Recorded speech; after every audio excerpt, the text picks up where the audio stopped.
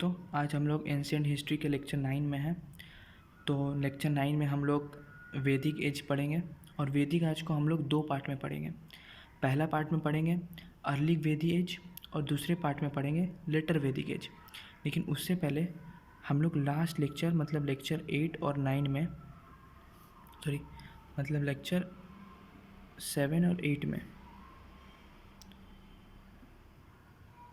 हम लोग ने लेक्चर 7 और 8 में हड़प्पन के बारे में पढ़ा था। हड़प्पन सिविलाइजेशन पता है मेरे को, फर्स्ट अर्बन सिविलाइजेशन था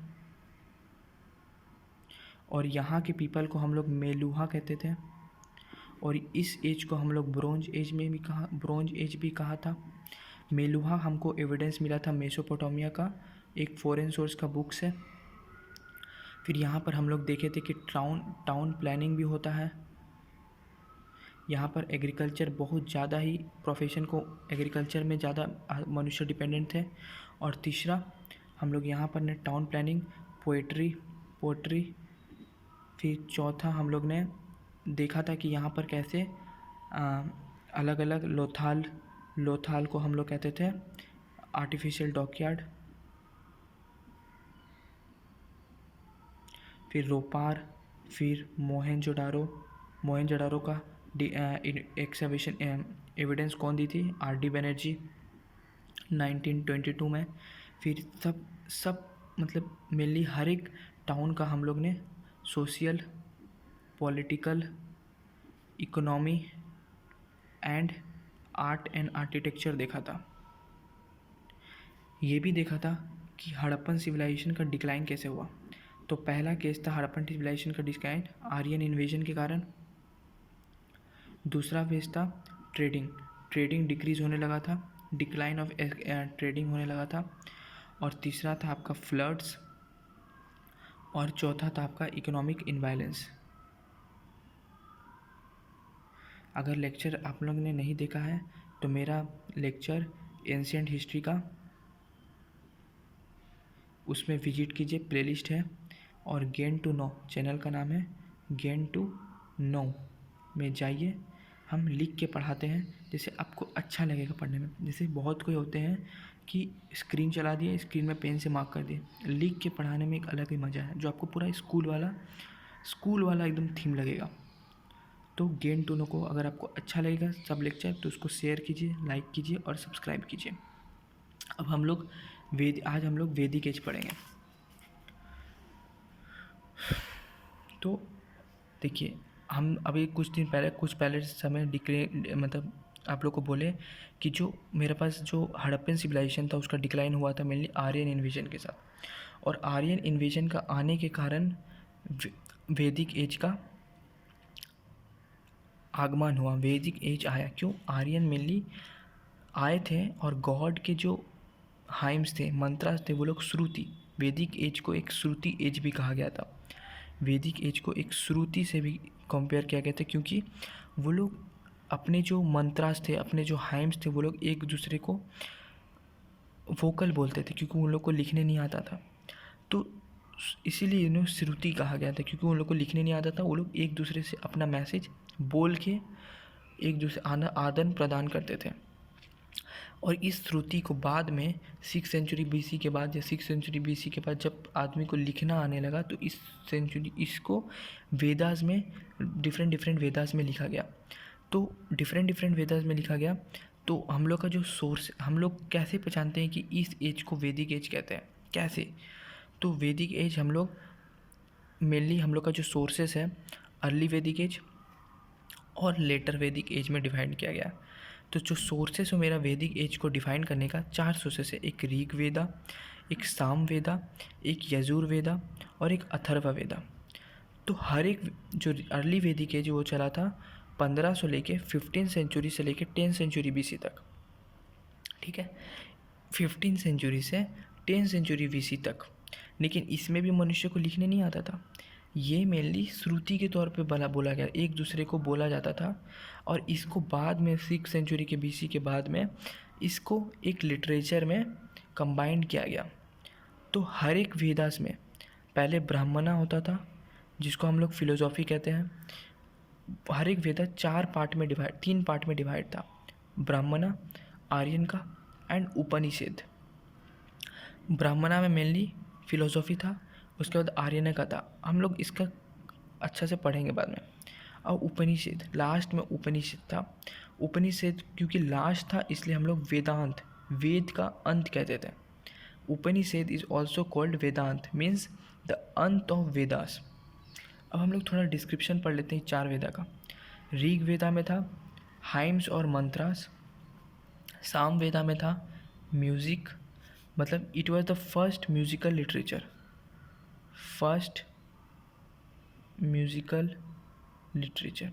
अब ये भी 3 पार्ट में डिवाइड था, ब्राह्मणा, आर्यन का, उपनिषद, सब 3 पार्ट में डिवाइड था। इसको म्यूज़िक का बुक कहा गया था। यजुर ये लेटर वैदिक पीरियड में बनाया गया था, 10th सेंचुरी BC से लेकर 6th सेंचुरी BC तक। इसमें रिचुअल्स था, rituals and sacrificial and rituals. और जो अथर्वा था उसको भी लेटर में बनाया गया था, इसमें था अब सिर्फ आर्यन पीपल नहीं थे, नॉन आर्यन नहीं थे, तो उनके बारे में कहा गया था rituals of non Aryan. The earliest version available is 11th century AD। All Vedas are written in different time, मतलब जो सबसे नज़दीक का वर्जन है, वो सबसे नज़दीक वर्जन है हम लोग के पास जो वेदास का, वो 11th सेंचुरी AD का है। और AD का मतलब हम लोग पहले फर्स्ट लेक्चर में समझाए हैं, all Vedas are written in different time. सब वेदा को डिफरेंट टाइम में लिखा गया था, जैसे ब्रीग और समा अर्ली वैदिक एज में श्रुति किया गया था, और यजुर और अवधा लेटर वैदिक पीरियड में। लेकिन इन लोग को लिखा गया 6th सेंचुरी BC के बाद, क्योंकि जब मनुष्य के बाद लिखने का ताकत आ गया। लेकिन जो नियरेस्ट हम लोग के बाद वर्जन है वो 11th सेंचुरी AD का वर्जन है। ठीक है, अब हम लोग कुछ पढ़ने जा रहे हैं वैदिक लिटरेचर। वैदिक लिटरेचर मेनली 4 पार्ट का था। फर्स्ट पार्ट वेदा था, जिसमें हम लोग का अगर ऋग, साम, यजुर, अथर्वा, जो हम लोग ऊपर पढ़े। Oldest Vedic literature, oldest view on music, Yajur book and ritual and sacrificial, and Atharva belief of non Aryan plus their charms plus their spells to ward of evils. मतलब नॉन आर्यन जो थे और उनका जो बातें और उनका समझ जो इविल के तरफ, शैतान की तरफ जो बातें करते थे, उनको भी अथर्व वेदा में लिखा गया है। संहितास किसे कहते हैं? संहितास उसे कहते हैं जो 4 वेदा को मिला के, इस 4 वेदा को मिला के संहितास कहते हैं। Apurushaya Vedas not created by man but God gifted. Apurushaya का मतलब Vedas not created by man but God gifted. Nitya Vedas existing in eternal, मतलब वेदास अटर्नल है, ये कभी नष्ट होने वाला नहीं है। ये एक तौर से दूसरे वर्ग हम लोग बोल के प्रदान कर सकते हैं, लिख के प्रदान कर सकते हैं। Rita natural order, Rita natural order. Shruti to hear, Veda, Brahmana, Aryan का, उपनिषद टू हियर, क्योंकि पहले आर्यन का टाइम में श्रुति कहा जाता था, क्योंकि ये लोग सुना के अपने एक आदान प्रदान किए थे और सुना के इसको वाइड स्प्रेड रीजन में पहुंचाए थे। वेदा, ब्राह्मणा, आर्यन का एंड उपनिषद। वेदास ऋग वेदा जिसमें 10 मंडलास था, 2 to 7 were oldest and 1 and 10th mandal were latest. 2 से 7 क्योंकि लिटरेचर है ना, इस पर डिफरेंट अपग्रेडेशन किया गया है, तो जो 2 to 7 मंडल है वो ओल्डेस्ट है और जो 1 to 10th मंडल है वो लेटेस्ट है। साम वेदा जिसको हम लोग कहते हैं बुक ऑफ चैंट्स, म्यूज़िक वाला एंड ओल्डेस्ट म्यूजिकल बुक।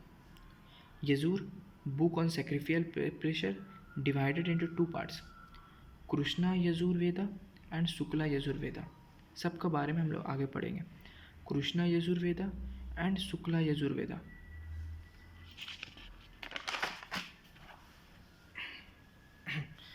अब हम लोग आते हैं अथर्वा वेदा।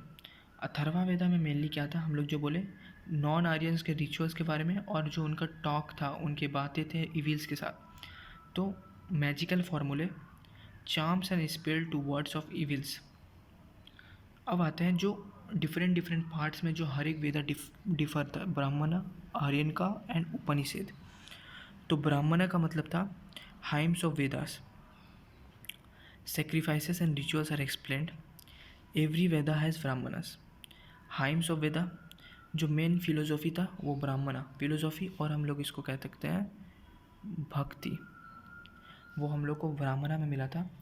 Hymns of Vedas, sacrifices and rituals are explained. Every Vedas is Brahmanas. Rig Veda में 2 ब्राह्मणा है, ऐतरेय एंड कौशितकी. यजुर्वेदा में 2 ओल्डेस्ट एंड लार्जेस्ट ब्राह्मणा है, शतपथा एंड तैतरीय. सामवेदा में 4 ब्राह्मणा है, पंचवीसा, सदवनिस, चंदोज्ञान एंड जमीनिया. अथर्ववेदा में 1 ब्राह्मणा है, गोपता.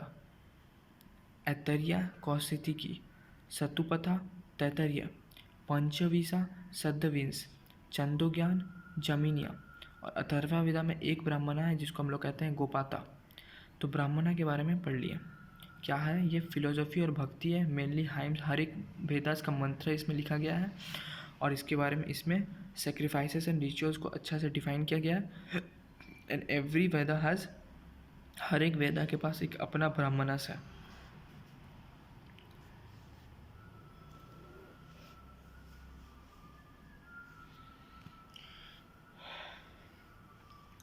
अब आर्यनकस क्या होता है? आर्यन का मतलब होता है forest. It mainly explained about forest. Written for hermits and student living in forest. उन लोगों के बारे में लिखा गया था जैसे योगी और बच्चों जो फॉरेस्ट में रहते हैं, उनके बारे में आर्यनिका मेनली डिफाइन करता है. Concluding portion of Brahmanas. Brahmanas के कुछ पोर्शन को ये कंक्लूड करता है. ठीक है. उपनिषद, जिसको हम लोग वेदांता भी कहते हैं क्योंकि ये लास्ट फेज है वेदास का, जिसमें फिलोसॉफिकल टेक्स्ट है, also known as Vedanta. 108 Upanishad are among them Brihadaranyaka. Brihadaranyaka is the largest. There are 108 Upanishads and among them Brihadaranyaka is the largest Upanishad. आज हम लोग मेनली अर्ली पे डिपेंड करेंगे क्योंकि जो अर्ली वैदिक पीरियड है वो लगभग 2 पेज का है. तो आज हम लोग अर्ली वैदिक एज पे मेनली फोकस करेंगे. तो अर्ली वैदिक एज जो हम लोग का 15th सेंचुरी BC से लेकर 10th सेंचुरी BC तक था, जिसमें हम लोग ऋग वैदिक का मेनली आचरण किया गया था. ऋग वैदिक पीरियड भी कह सकते हैं इसको.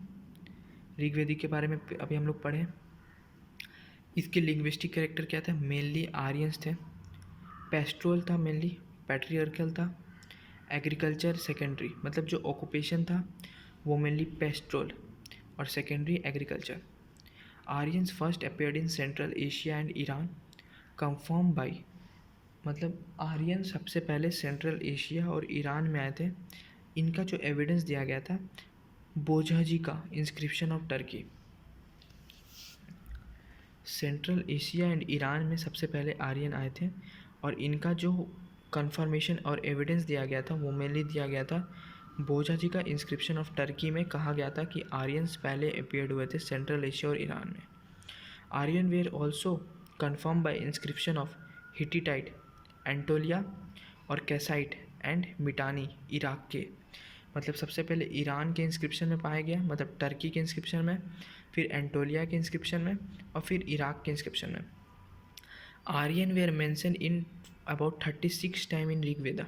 ऋग वेदा में आर्यन वर्ड है उसका 36 टाइम मेंशन किया गया. Mainly not Aryan, Arya word 36 time mention किया गया है ऋग वेदा में.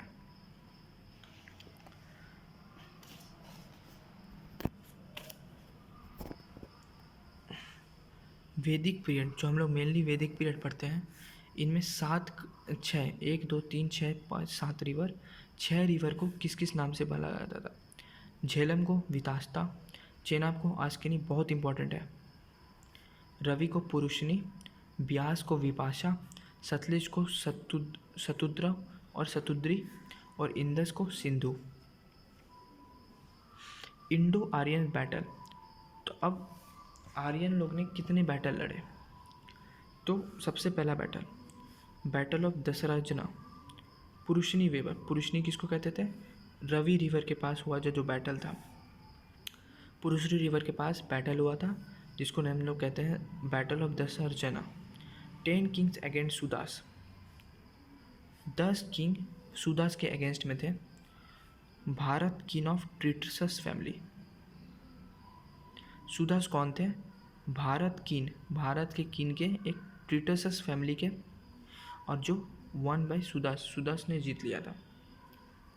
तो इंडो एरियंस का पहला बैटल था दोसर जना में, जो पुरुषनी रिवर के पास था। 10 किंग अगेंस्ट सुदास थे, जिसमें सुदास ने जीत लिए थे। और सुदास कौन थे? Bharat king of Tritsus family. Political position क्या क्या था उस समय में? राजाना, जना हैव मीन्स, जना का जो मीन्स था, जना का मीन्स था यहाँ पर ट्राइब। राजाना, जना, गोपा एंड गोपति, विस्पति, ग्रामा, ग्रामिणी, कुलपति। इतना पोजीशन था, 5 पोजीशन था उस समय पॉलिटिकल पोजीशन। एक राजाना, एक जना जिसको हम लोग गोपा या गोपति कहते हैं, जिसको हम लोग विस्पति कहते हैं, ग्रामा जिसको हम ग्रामिणी कहते हैं, और कुल जिसको हम लोग कुलपति कहते हैं। पॉलिटिकल ऑर्गेनाइजेशन क्या क्या था? विधाता, अर्लीस्ट ट्राइबल असेंबली। सभा, असेंबली ऑफ सिलेक्ट फ्यू। समिति, और जिसमें सब आएंगे। गना, जिसमें सिर्फ सोल्जर आएंगे। और ऑफिसर्स कौन कौन थे? पुरोहिता, सेनानी, वर्जापति। तो विधाता था जिसको हम लोग ट्राइबल असेंबली कहते हैं। सभा था जिसको हम लोग कुछ आदमी के सिलेक्शन को हम लोग सभा कहते हैं। समिति जिसमें सब आएंगे, जो सिलेक्शन है, जिसमें 9 सिलेक्शन है। गना जिसमें सिर्फ सोल्जर्स आएंगे। और ऑफिसर थे पुरोहिता, सेनानी एंड वर्जापति। अब सोसाइटी कैसा था? सोसाइटी मतलब पुरुषुक्ता हिम, जो 10th मंडला था ऋग्वेदा का, जो लेटेस्ट वर्जन था, 10th book of latest 1000 BC में जो बनाया गया था, जिसमें 4 ब्राह्मण, क्षत्रिय, वैश्य और शूद्रा, 4 वर्णा के बारे में डिस्क्राइब है। 4 वर्णा सिस्टम बट फ्लेक्सिबल। पुरुषुक्ता हाइम जो 10th मंडला है, उसमें हम लोग 4 वर्णा के बारे में कहा गया है। Brahmin, Kshatriya, Vaishya and Shudra. Position of women, नियोग।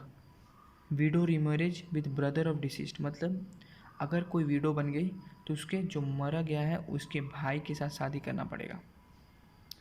चाइल्ड मैरिज था and sati was known. Child marriage and sati was known. Equality था।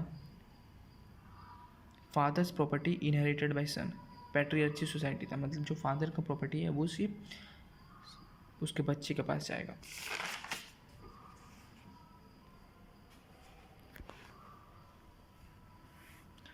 और जो ब्रह्मावधिंस था, उसमें कहा गया था लोकमुद्रा के बारे में, विश्वकरा के बारे में, सिक्ता के बारे में, घोषा के बारे में और मैत्रेय के बारे में,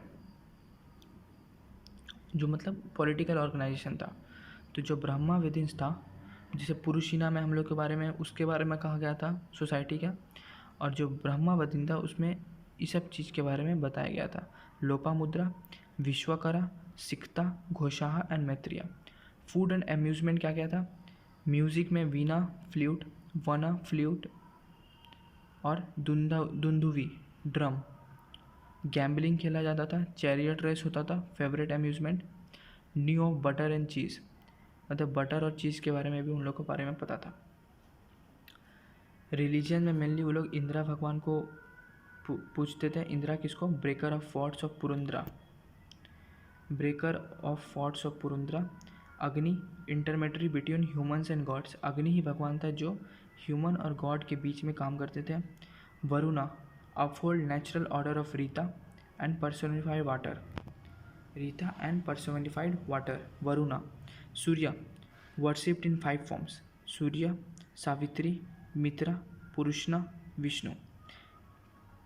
चौथा था सूर्या, जो 5 फॉर्म में हम लोग उसको पूछते थे। एक सूर्या के फॉर्म में, एक सावित्री के, गॉड ऑफ लाइट, और गायत्री मंत्र उसी को हम लोग बोलते हैं।